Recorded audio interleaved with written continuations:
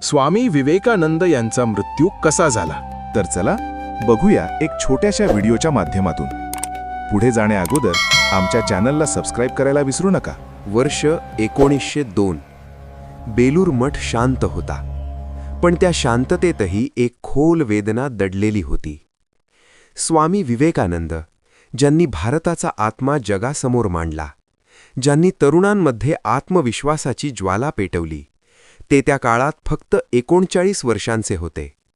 शरीराने तरुण, पण आयुष्यभराच्या तपश्चर्येने आणि सततच्या प्रवासाने त्यांचे शरीर अत्यंत थकले होते. बालपणापासूनच त्यांचे आरोग्य नाजूक होते. त्यांना दमा, मधुमेह, अनिद्रा, तीव्र डोकेदुखी अशा अनेक आजारांनी ग्रासले होते. त्यातच भारत, अमेरिका, युरोप अशा अखंड प्रवासामुळे विश्रांतीच मिळाली नाही. स्वामीजी म्हणत असत, माझे शरीर जरी नश्वर असले तरी माझा विचार अमर राहील. 4 जुलै 1902 रोजी त्यांनी नेहमीप्रमाणे ध्यान केले, शिष्यासोबत वेदांवर चर्चा केली आणि रात्री आपल्या खोलीत विश्रांतीसाठी गेले.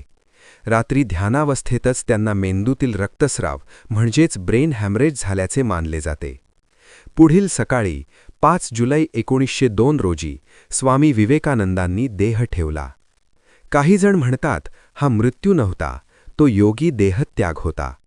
कारण त्यांनी आधीच भाकीत केले होते की मी 40शीच्या आत देह सोडेन.